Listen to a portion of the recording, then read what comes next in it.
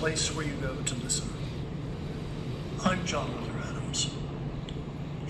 Nalayakovik is the Inupiaq name for a place on Alaska's Arctic coast. Legend has it that a certain woman sitting quietly in that place could understand the languages of the birds and hear the unseen voices all around her. The name of that place and the image of that solitary listener inspired me to create the place where you go to listen at the Museum of the North. The place where you go to listen is an ecosystem of sound and light tuned to the geophysical forces of interior Alaska, this sprawling region that extends from the Alaska Range in the south to the Brooks Range in the north. Inside the place, we hear all these natural forces transposed into the reach of our ears, inviting us to listen deeply to the never-ending music of this extraordinary geography.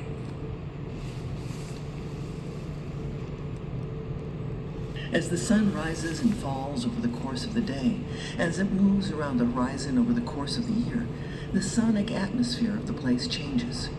During daylight hours, the bright major-sounding harmonies of the day choir are prevalent. At night, the darker, minor-sounding harmonies of the night choir take over.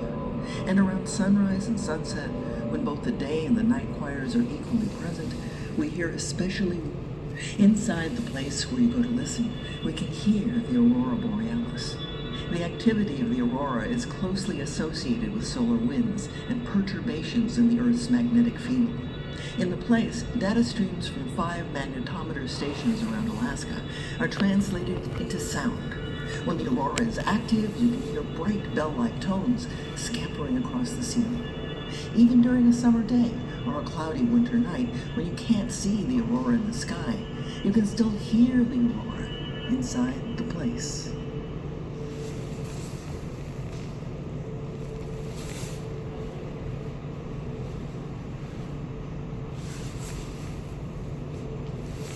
Most of what we hear in the world around us is noise. You may be familiar with the term white noise. Theoretically, white noise is all the sounds we can hear, sounding in a random fashion so quickly that we hear everything at once.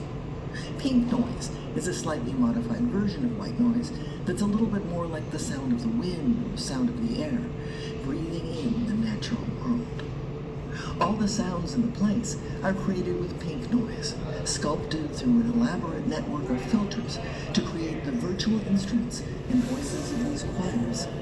Interior Alaska is my home.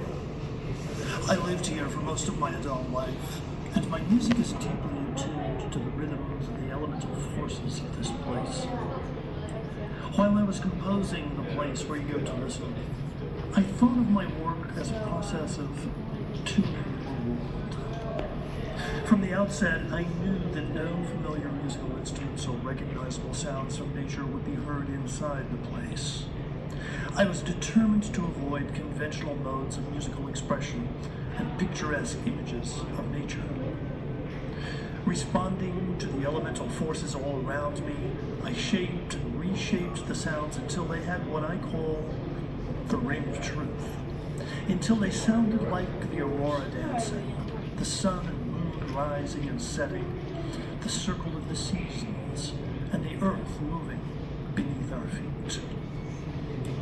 The place where you go to listen is my invitation to you to slow down and listen more deeply, to pay closer attention to the beauty and mystery of each moment, here and now, in this very special place on Earth.